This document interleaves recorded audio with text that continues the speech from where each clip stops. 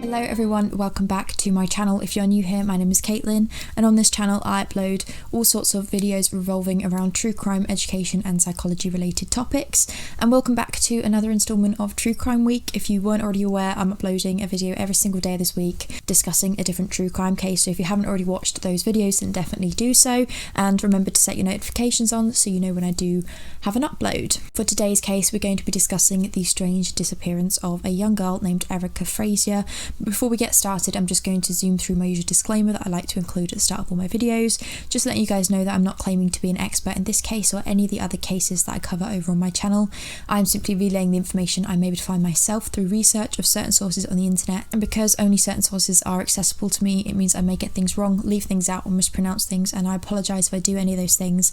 I'm not trying to cause anyone any harm or an injustice, I'm simply working with the information that I have available to me. So with all that being said, we should just go ahead and get started discussing the case of Erica FRAYSURE. Erica Lee FRAYSURE was born on the 6th of May 1980 in Bracken County, Kentucky. She was a good student with plans to go to Northern Kentucky University after finishing her senior year of high school and pursue accounting in her studies, and as well as this she also had a part-time job for a little while in a place called Carota's Pizza in Augusta, Kentucky.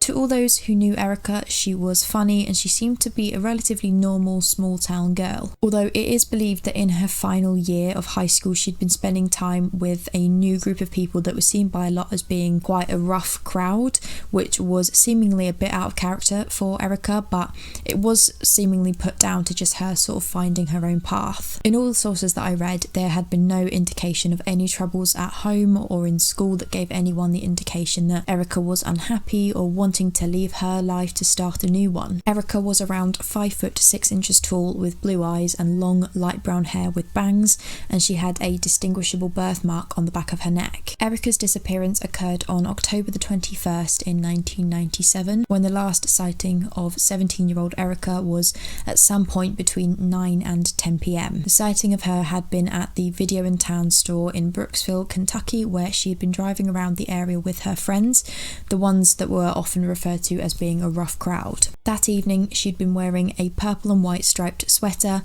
blue Levi's brand jeans, white trainers, a Winnie the Pooh watch and multiple rings. All of these rings were gold, but one specifically had a sapphire and diamond heart. Brooksville had been a particularly small town, and so anyone who had been out in the area where Erica and her friends had been driving around would have likely known them personally from around. At the end of the evening, Erica had dropped off each of her friends at their homes, and according to the final friend to be dropped off, he had said goodbye to her outside of his home at around 9 p.m. Erica was supposed to head back to her house in Germantown, Kentucky, but she'd never made it home that evening. Concern for Erica's well-being only grew as the night got later and there remained no sight of the teenager, and then the following day a discovery was made. Erica's car, the 1988 black Bonneville she had been driving the previous evening, was discovered in a hayfield near a place called Franks Lane, and no sign of Erica. Inside the car, authorities had discovered her bag and everything else she was believed to have had on her person that previous evening, so even cash, but there had been no sign of her car keys. The car had been found only a mile away from the Video in Town store that she was seen at the previous evening, and it had been parked between two haystacks. And then a further search of the hayfield led the authorities discovering the keys to her car covered in leaves as though intentionally hidden, but not hidden very well at all. The car had been an unusual scene for the investigators as it didn't really provide a lot of answers.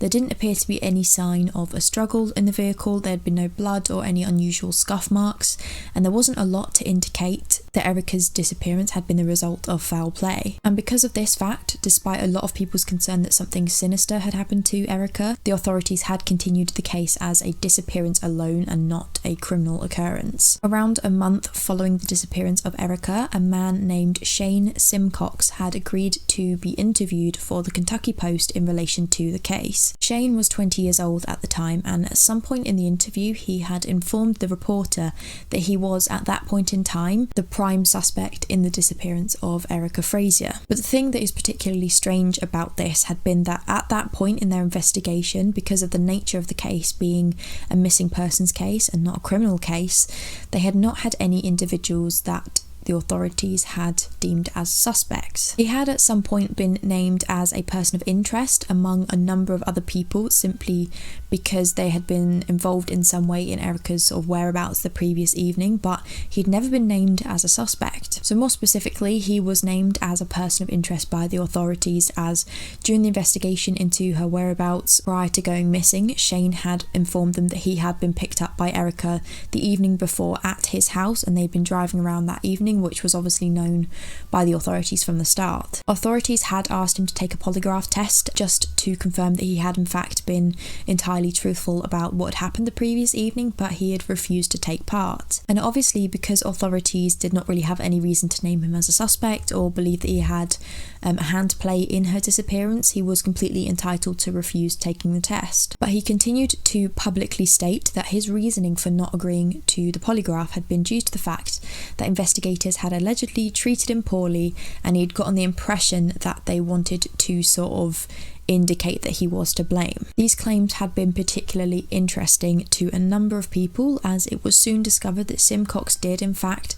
have a history of criminal behaviour, nothing particularly similar to the disappearance of Erica FRAYSURE, but there were previous incidents, and these incidents involve burglary, and I think there was assault. There was one incident specifically where he had allegedly threatened a teacher and a child, threatening to kill the teacher, and as a result he had been suspended from the school. And it is worth noting that this incident had taken place inside Bracken County High School, which was the exact same high school that Erica was a student at. From what I could gather, he had never denied these acts having occurred, but this combined with his refusal to take the polygraph test and then self-professing in an interview that he was a named suspect in Erica's disappearance when authorities allegedly had not named him so was just interesting. As a whole though, like I said, there had been no specific suspects in the disappearance, as there was no solid evidence linking anyone else to Erica's missing status, only just a number of persons of interest. And these were namely people that Erica had been seen with or had known to have been with Erica in the lead up to her disappearance and may have possibly known something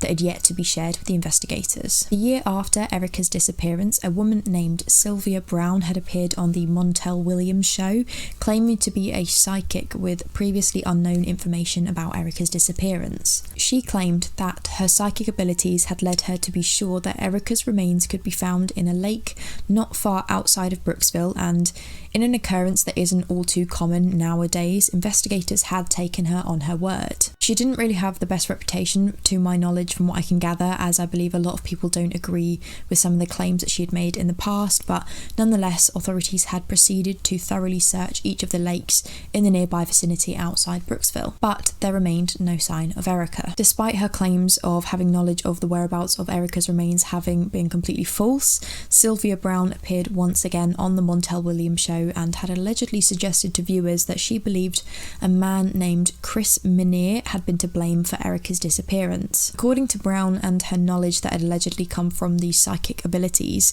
Chris Minier had taken his own life after the incident and allegedly killed his wife, I believe, although this entire situation seems very unclear to me.